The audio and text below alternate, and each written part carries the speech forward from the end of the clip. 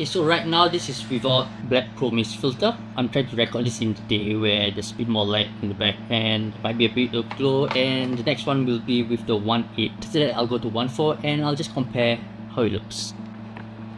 And ignore my hair, it's kind of hot. I just woke up. Currently right now it's at ISO 320 f4 and without the Black Pro-Mist filter, or rather the Black Diffusion filter by K&F. And this is the 1.8 Black Diffusion filter by K&F Concept. I'm just gonna see if there's any comparison between the light diffusion and if it's on smoother skin.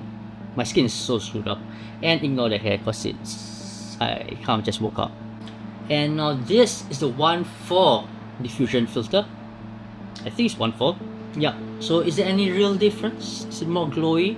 Is my skin smoother? I have no idea. I'm just gonna compare this in post and just see how it goes. So take note of the light here.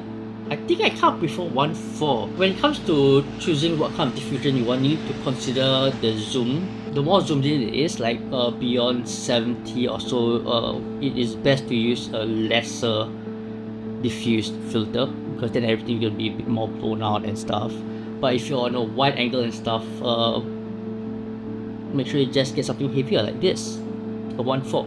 1.4 for ultra wide, and if you're going for mid to close up, it's best to get a 1.8 for that.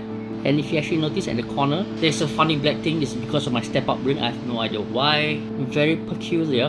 Do let me know in the comments below on what you think. Which one you guys prefer, on an ultra wide 1.4 or 1.8? Personally, I kind of prefer the 1.4 right now, and eventually I need to get a lens cap so I can just keep this on camera all the way.